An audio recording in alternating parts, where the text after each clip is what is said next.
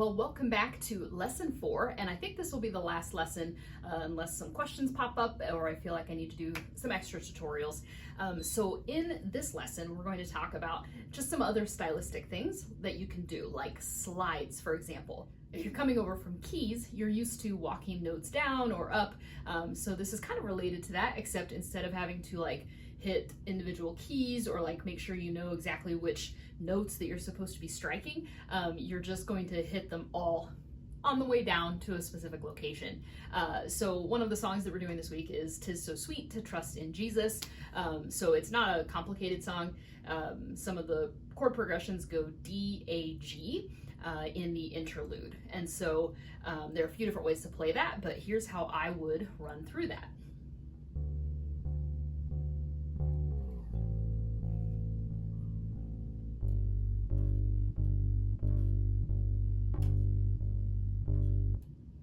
So you'll notice that on the way from a D down to an A, I'm on the A string, 5th fret. That's of course our D note. And then as I slide and go all the way off. So the style of play that is you would pluck the D note, keep pressure on there,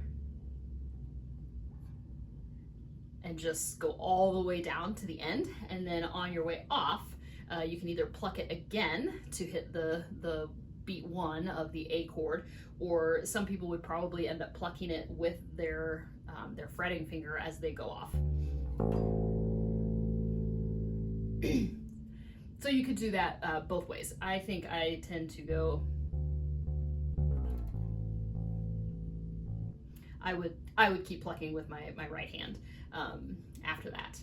So that's one complete slide all the way off, but let's say you're in the verses and you're planning to go from a D to a G. You could certainly stay on that same A string, 5th fret, and then jump down to your low E string, 3rd fret. Of course, you have options. You could be on your A string, 5th fret, where the D note is, and then go to your D string, 5th fret, where your G note would be.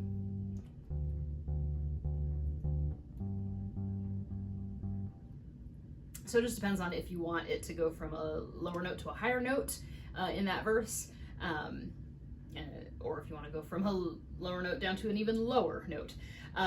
But you could also add some slides in there, because if I stay on that A string, 5th fret, and go up to the 10th fret, well, that's where my G note is as well. So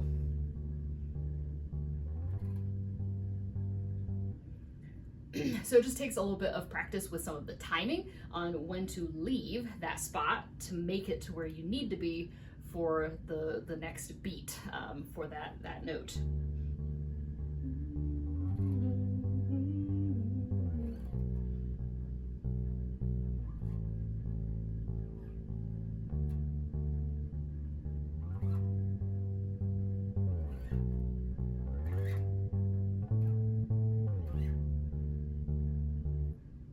I would not play an entire verse sliding around on one single string, but at different times it could be really helpful.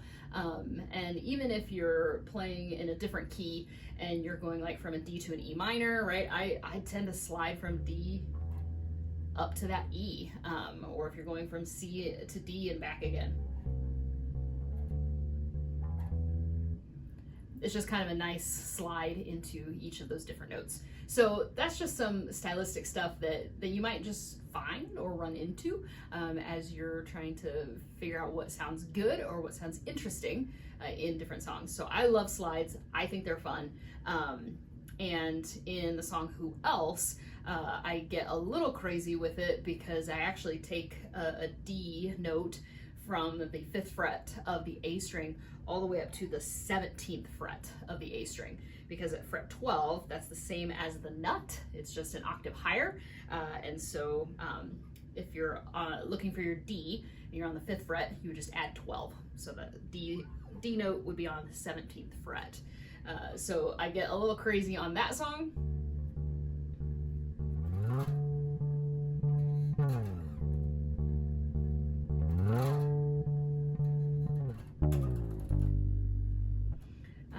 So there are lots of songs that start with like kind of a bass slide into a specific note, like coming out of a G, or excuse me, coming out of a D and into a G, for example.